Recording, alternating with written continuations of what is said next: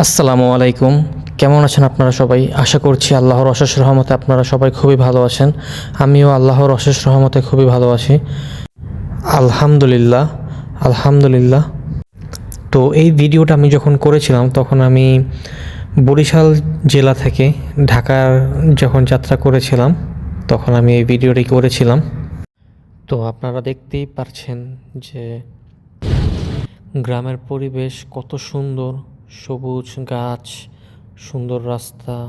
আলহামদুলিল্লাহ, এত সুন্দর দৃশ্য দেখলে আলহামদুলিল্লাহ মনটা ভালো হয়ে যায়। শুকরিয়া আল্লাহর দরবারে। আল্লাহ আমাদের দেশটা খুবই সুন্দর করে সৃষ্টি করেছেন। আমাদের সবসময় আল্লাহর নিয়ামতের প্রশংসা করতে হবে। আলহামদুলিল্লাহ, আলহামদুলিল্লাহ। অনেক সুন্দর আমাদের এই বাংলাদেশ। আলহামদুলিল্লাহ, বাংলাদেশ আমার জন্মভূমি, আমার জন্ম বাংলাদেশে। তো গ্রামের এত সুন্দর প্রকৃতি, এত সুন্দর বাতাস, চারিদিকে সবুজ গাছ, মাঠ, ধান ক্ষেত, এগুলো দেখলে মন ভালো হয়ে যায়। আলহামদুলিল্লাহ। তো আমাদের সকলেরই উচিত যাত্রাপথে আল্লাহকে স্মরণ করা, আল্লাহর কথা সবসময় আমাদের স্মরণ করা উচিত এবং সবসময় আমাদের 5 ওয়াক্ত নামাজ পড়া উচিত এবং 5 ওয়াক্ত নামাজ পড়তেই হবে। যারা মুমিন, যারা মুসলিম, তাদেরকে 5 ওয়াক্ত নামাজ পড়া ফরজ। তাদের উপরে 5 ওয়াক্ত নামাজ পড়া ফরজ, প্রতিটা মুমিন ব্যক্তির উপরে, প্রতিটা মুসলিম ব্যক্তির উপরে। তো আমরা সবসময় চেষ্টা করব 5 ওয়াক্ত নামাজ পড়ার এবং আল্লাহর কাছে সবসময় মোনাজাতে, আল্লাহর কাছে সবসময় আমরা আমাদের সকলের গুনাহের জন্য আল্লাহর কাছে আমরা মাফ চাবো। আল্লাহুম্মা গফিরলি, আল্লাহুম্মা গফিরলি, আল্লাহুম্মা গফিরলি। আল্লাহ যাতে আমাদের সকলকে ক্ষমা করে দেন। তো এই গ্রাম বাংলার এত সৌন্দর্য, এত সুন্দর ধান ক্ষেত, গাছ, এত সুন্দর প্রাকৃতিক দৃশ্য, আলহামদুলিল্লাহ আমি সত্যিই খুবই উপভোগ করেছিলাম।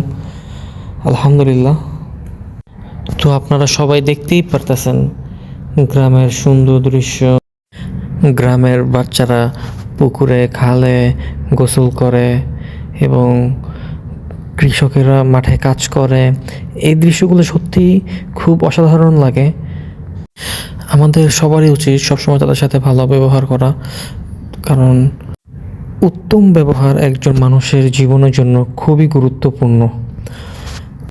আমরা সবাই সবসময় উত্তম চরিত্রের অধিকারী হব এবং আমাদের সর্বশ্রেষ্ঠ ও সর্বশেষ নবী হজরত মুহাম্মদ সাল্লাল্লাহু আলাইহি ওয়াসাল্লাম এর আদর্শকে অনুসরণ করব। আমাদের প্রিয় নবী হজরত মুহাম্মদ সাল্লাল্লাহু আলাইহি ওয়াসাল্লাম, আমাদের প্রিয় নবী হজরত মুহাম্মদ সাল্লাল্লাহু আলাইহি ওয়াসাল্লাম উত্তম চরিত্রের অধিকারী ছিলেন। তাই আমাদেরও সবসময় উত্তম চরিত্রের অধিকারী হতে হবে। মা বাবার সাথে সবসময় ভালো ব্যবহার করতে হবে এবং আমাদের মা বাবার হক আমাদের পালন করতে হবে। মা বাবার মনে কখনো কষ্ট দেওয়া যাবে না।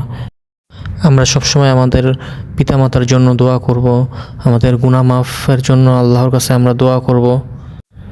আমরা সবসময় চেষ্টা করব আমাদের মা বাবাকে হাসি খুশি রাখার।